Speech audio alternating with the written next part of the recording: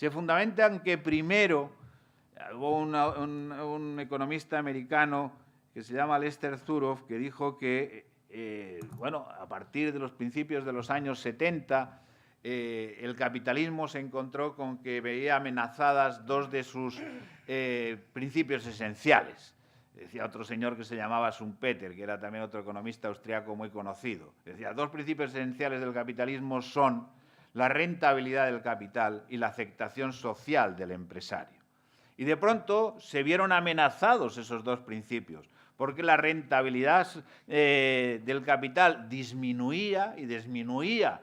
Por una parte, porque había pleno empleo en los años 60 y los años 70 y los sindicatos eran muy fuertes y los sindicatos conseguían crecimientos salariales incluso a veces superiores al incremento de la productividad, porque el Estado benefactor había crecido, sobre todo en Europa, y diríamos, prestaba servicios importantes a la comunidad, desde la sanidad hasta la educación, a veces los transportes, había privatización de empresas, es decir, se había achicado el campo, que diría el argentino que está en el Real Madrid, que ya no me acuerdo cómo se llamaba, Valdano, que decía Valdano, se había achicado el campo de juego del capitalismo y se había empequeñecido, diríamos, la rentabilidad del capital. Y también se había deteriorado la imagen social, el prestigio social del empresario.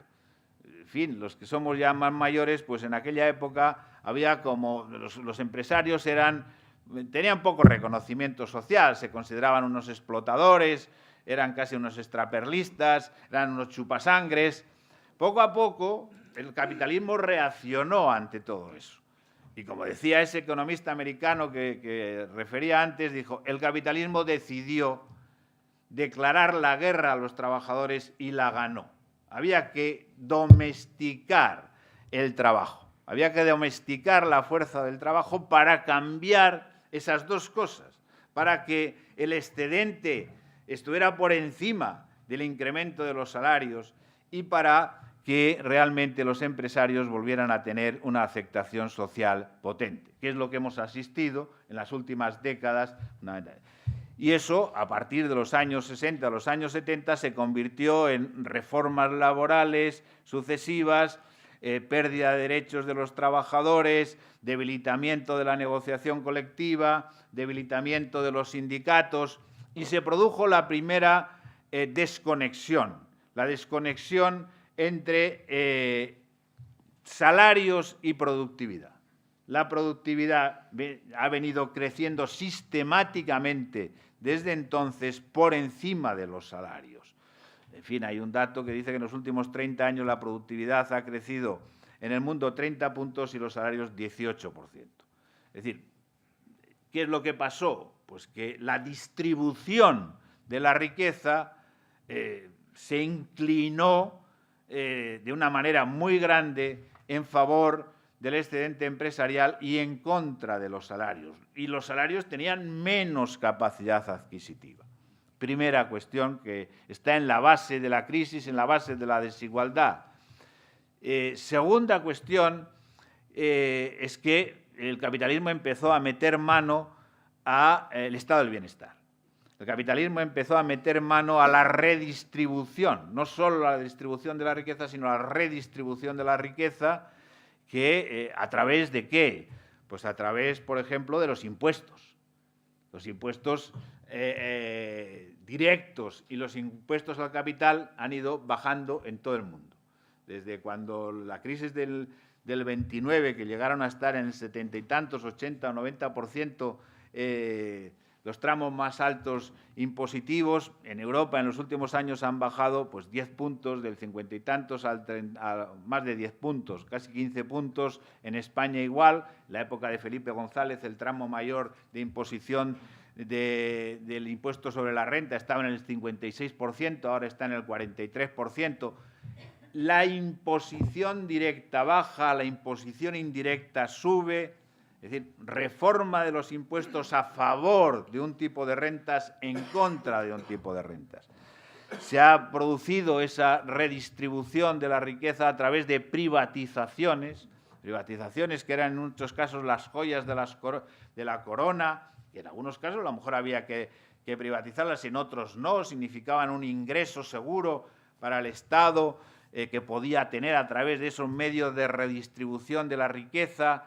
Se ha fragilizado la redistribución de la riqueza a través de las reformas de las pensiones, unas reformas de las pensiones que siempre solo abordan el lado del coste, nunca el lado del ingreso, jamás. No se puede hablar de cuestiones que mantengan las pensiones por la vía del ingreso. No se puede hablar de cambiar, no sé, de poner impuestos generalizados como en Francia para sostener las pensiones. No se puede hablar de cómo mantener a la mujer en el trabajo durante toda su vida profesional, para que así pueda pues, aumentar las cotizaciones y fortalecerse el sistema. No se puede hablar de cómo mantener a los trabajadores realmente trabajando hasta los 65 años. Ahora acaba de decir de nuevo la vicepresidenta del Gobierno que quiere aumentar los años para jubilarse, pasar de 65 a más años. El problema previo a todo eso es que tenemos que los trabajadores, como media, tienen que poder llegar a 65, que no llegan. La media de la jubilación en España, y es de las más altas de Europa, no llega a 63 años.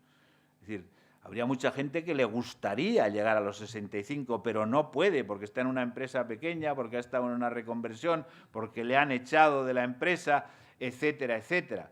Entonces, si no se abordan cuestiones para facilitar que la gente pueda realmente llegar a su edad de jubilación o incluso a más años, pues lo que estamos haciendo es, por una parte, favorecer a determinados sectores de los trabajadores, a los que tienen pues, puestos de trabajo menos penosos, pues a los profesores o a los funcionarios o no sé qué, y perjudicando a otro tipo de trabajadores que tienen más dificultades de poder continuar su carrera laboral durante más años. Tendríamos que adaptar las condiciones de trabajo, tendríamos que reciclar profesionalmente a esos trabajadores, tendríamos que hacer quizá como han hecho en Finlandia, que han dicho que los trabajadores mayores son un patrimonio nacional, porque representan una experiencia y han hecho una serie de medidas de este tipo que digo, y también para impedir, porque la causa de todo ello, la causa de que tengamos tantas prejubilaciones